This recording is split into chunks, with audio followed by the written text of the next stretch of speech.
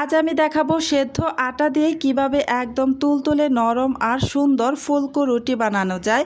অনেকেই রুটি বানাতে গিয়ে শক্ত হয়ে যায় বা রুটি ঠিকমতো ফুলে না, কিন্তু আজকের ভিডিওতে আমি এমন কিছু সহজ টিপস অ্যান্ড ট্রিক্স শেয়ার করব যেগুলো অনুসরণ করলে আপনার রুটিও হবে একদম নরম ফুলকো এবং অনেকক্ষণ পর্যন্ত সফট থাকবে।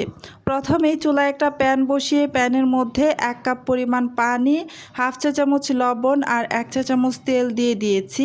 এবার পানিটা খুব ভালোভাবে বলক আসা পর্যন্ত অপেক্ষা করব। আমার ভিডিওটা যদি আপনাদের কাছে ভালো লেগে থাকে তাহলে আমার ভিডিওটা শেষ পর্যন্ত দেখার পর অবশ্যই লাইক, কমেন্ট, শেয়ার করে দিবেন আর আমার চ্যানেলটি সাবস্ক্রাইব করে পাশে থাকা বেল আইকনটি অন করে রাখবেন। এতে করে যখন আমি নতুন নতুন কোনো রেসিপির ভিডিও আপলোড করব তখন সাথে সাথে আপনি নোটিফিকেশন পেয়ে যাবেন। এই তো খুব ভালোভাবে কিন্তু পানিটা বলক চলে এসেছে।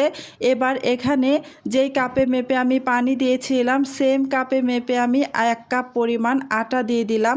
যখন আমি আটাটা দিয়েছি সাথে সাথে কিন্তু চুলাটা অফ করে দিয়ে তারপর নাড়াচাড়া করে ভালো করে আটাটাকে পানির সাথে মিশিয়ে নিয়েছি। এই যে দেখে নিশ্চয়ই বুঝতেই পারছেন, যখন আটাটা দিবেন তখন সাথে সাথে চুলাটা অফ করে দিয়ে তারপর আটাটা দিয়ে নাড়াচাড়া করে নেবেন। এতে করে 1 কাপ পানির জন্য 1 কাপ আটা দিলেই একদম পারফেক্ট হবে।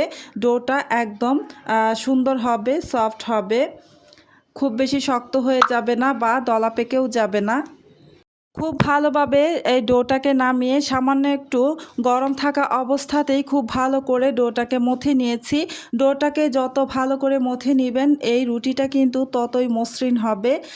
ডোটাকে ভালো করে মথে নিয়ে আমি ছুরির সাহায্যে কয়েকটা লেচি কেটে নিলাম আর একটি লেচি দিয়ে এই যে দেখুন আমি একটি রুটি বেলে নিচ্ছি। সামান্য একটু আটা ছিটিয়ে দিয়ে রুটিটা বেলে নিচ্ছি। এই রুটিটা বেলতে হবে একদম পাতলা করে, খুব বেশি মোটা করে কিন্তু রুটি বেলে নেওয়া যাবে না। পাতলা করে রুটিটা বেলে নিতে হবে, এতে করে কিন্তু রুটিগুলো খুব সুন্দরভাবে ফুলকো হবে।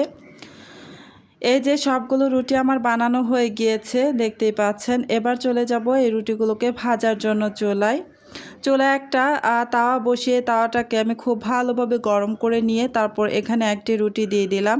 রুটিটার এক পাশ 10 সেকেন্ডের মতো ভাজার পর আমি উল্টে দিয়ে তারপর অপর পাশে আরও 20 সেকেন্ডের মতো রাখলেই কিন্তু রুটিটা খুব সুন্দরভাবে ফুলে উঠবে। এই যে দেখতেই পাচ্ছেন রুটিটা কত সুন্দরভাবে ফুলে উঠেছে।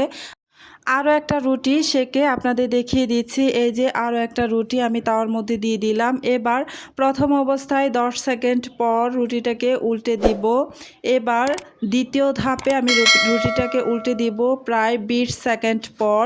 20 সেকেন্ড পর রুটিটা উল্টানোর পর দেখতে পাবেন রুটিটা আস্তে আস্তে খুব সুন্দরভাবে ফুলে উঠতেছে। এভাবে চুলার আঁচ কিন্তু মিডিয়ামে রেখে তারপর রুটিটাকে সেঁকে নেবেন। এতে করে রুটিগুলো কিন্তু খুব সুন্দরভাবে ফুলকো হবে। এই তো আজকে এ পর্যন্তই। আল্লাহ হাফেজ।